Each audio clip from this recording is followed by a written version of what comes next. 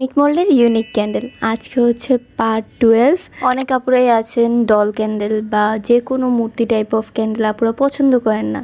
তো সেই সকল আপুরা যারা একটু ইসলামিক মাইন্ডের আছে, ঘর ঠর একটু সাজাতে পছন্দ করেন, তারা চাইলে আমাদের থেকে এই ক্যান্ডেলটা নিতে পারেন। এটার কিন্তু সাইজটা মাশাআল্লাহ বেশ ভালো বড়। আর আপনারা যদি আপনাদের টি টেবিল বা সাইডের ঘরের কর্নারে সাজান তাহলে কিন্তু এটা দেখতে খুবই সুন্দর লাগবে।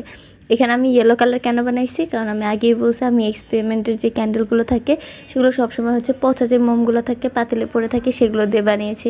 তো এটার ফিনিশিংয়েও একটু সমস্যা হতে পারে, আপনারা প্লিজ একটু বুঝে নেবেন। বিশ্বাস করবেন এটার সাইজটা অনেক সুন্দর একটা সাইজ, না অনেক বড় না অনেক ছোট।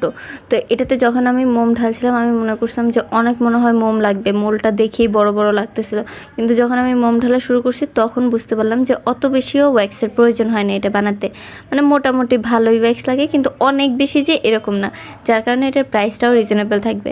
আর এই মোলটাও কিন্তু এখন আমাদের পেজে অ্যাভেলেবেল আছে। তো যে আপুরা আমার মতো এরকম ইউনিক কাজ করতে পছন্দ করেন, ইউনিক মোল্ড দেখলেই আপনার শুধুমাত্র কিনতে মন চায়, আপনি চাইলে এটা কিনতে পারেন।